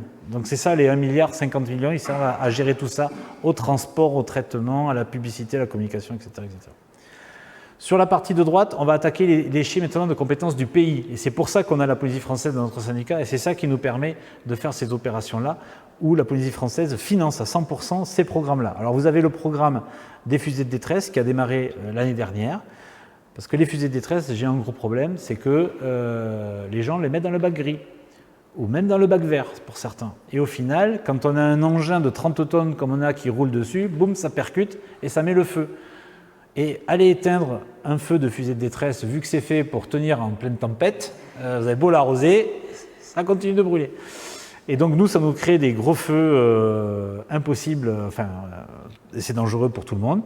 Donc on a installé ces bacs. Pour l'instant, vous n'en avez pas à Montréal, mais vous en aurez à partir de la fin de l'année. Il y en aura. Mais déjà, si vous allez à la déchetterie à Témé, on a un drone dans lequel vous pouvez les déposer. Voilà. Après, derrière, on va les bloquer dans du béton, voilà, et on ne pourra pas les faire partir, mais enfin, ça sera bloqué. En dessous, c'est les médicaments. Alors les médicaments, on invite les gens déjà à ce que les notices et les emballages soient orientés vers le bac vert de la maison. C'est toujours ça de moi.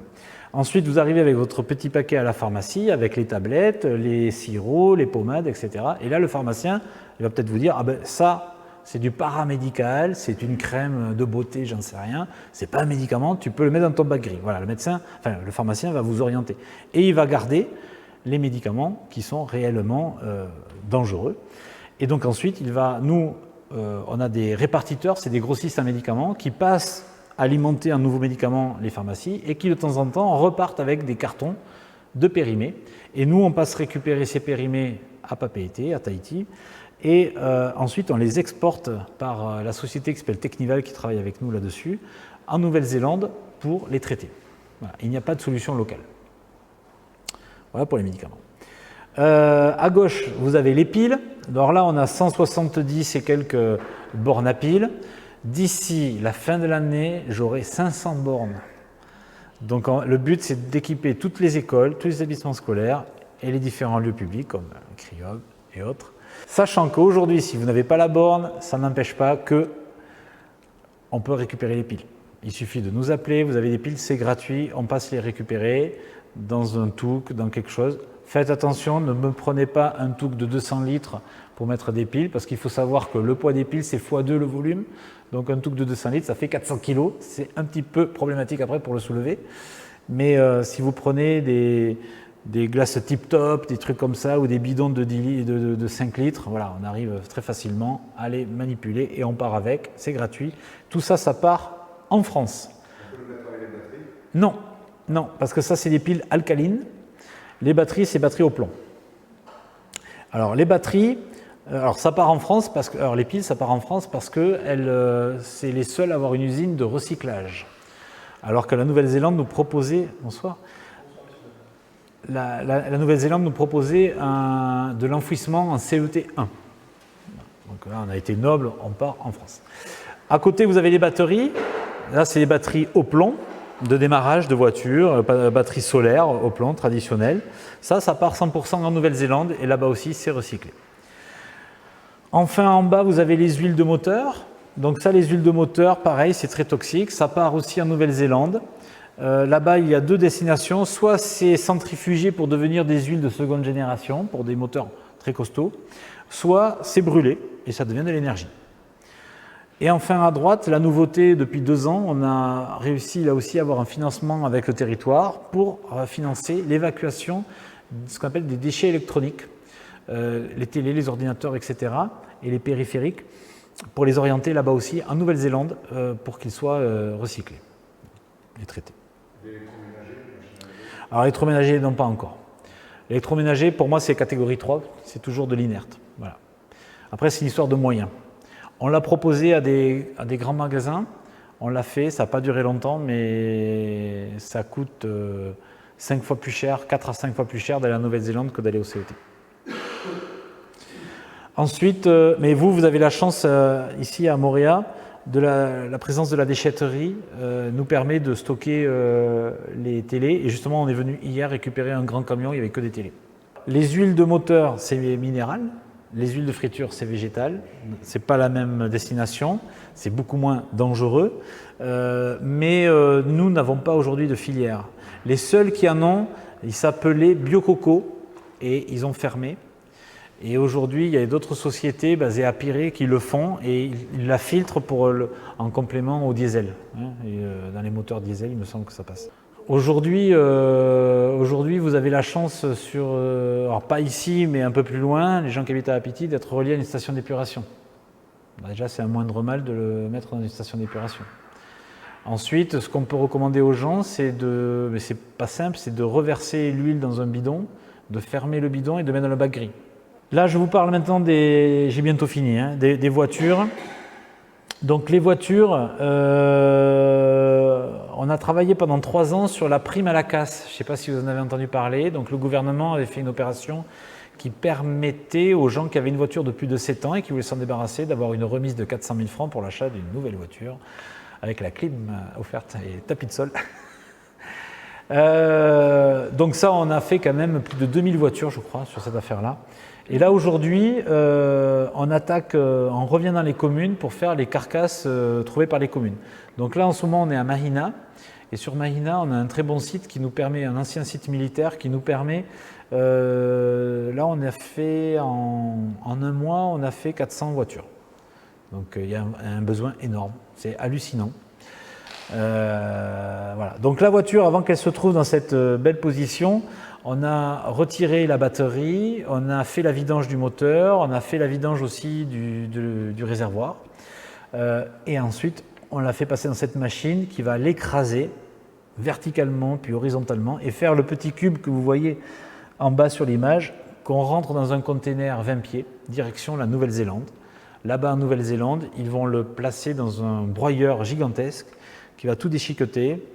Avec les électroaimants, ils récupèrent la ferraille, les courants de Foucault, ils récupèrent l'aluminium, des tapis vibrants, ils séparent les caoutchoucs des plastiques.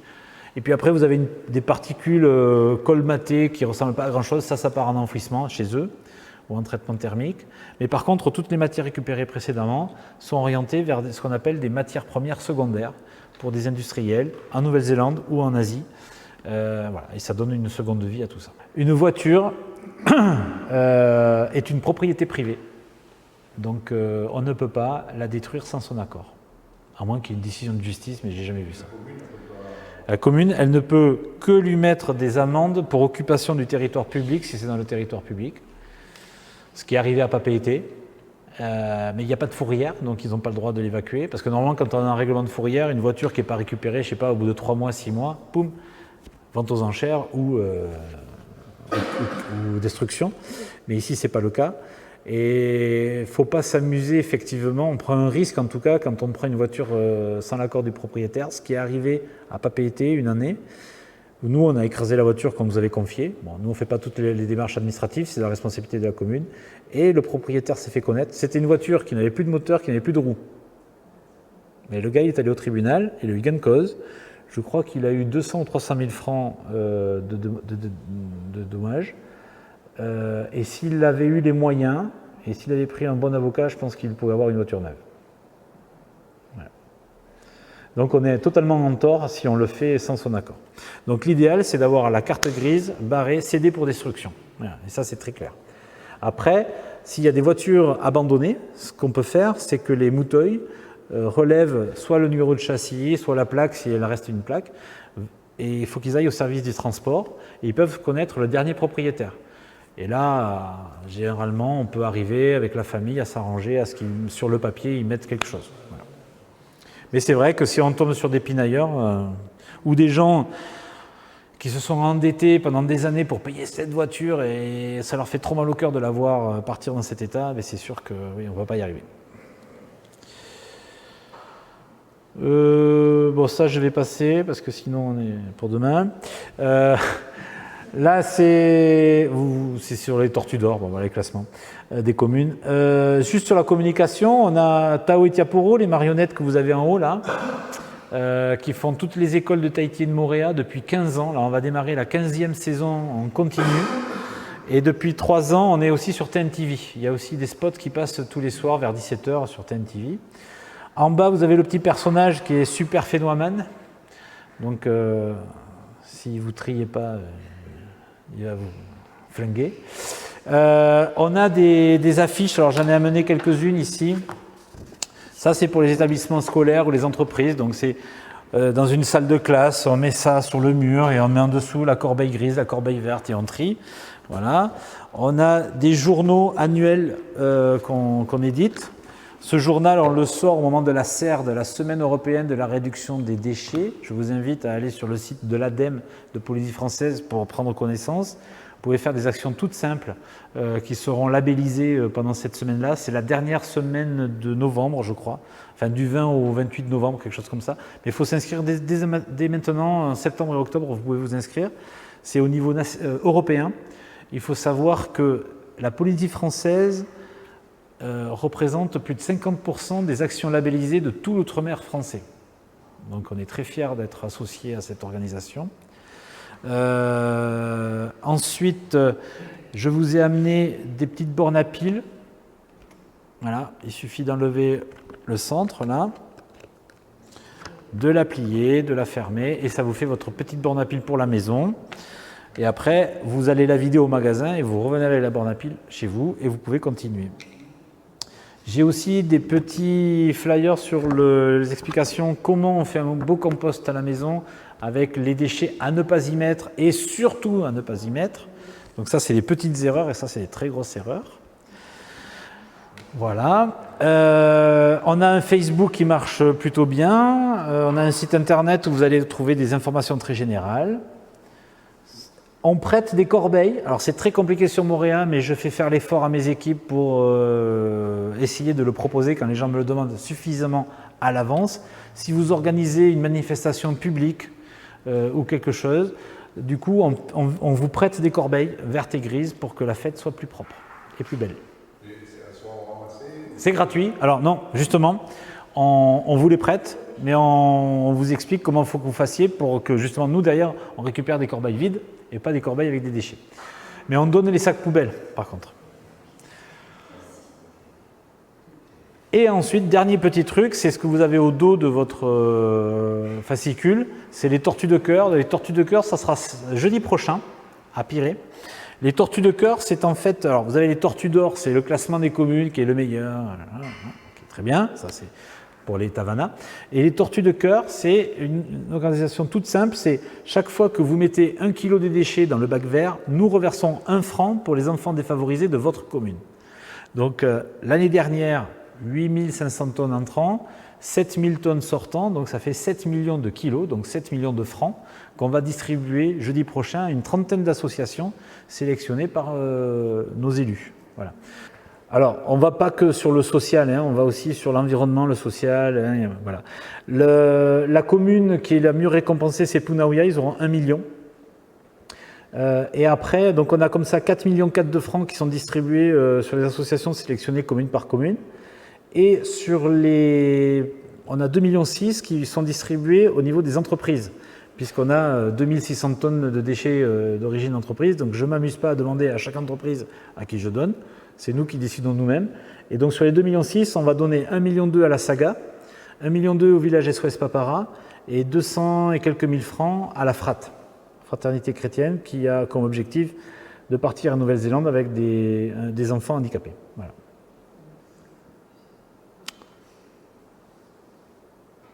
Voilà. J'ai fini. Merci à vous.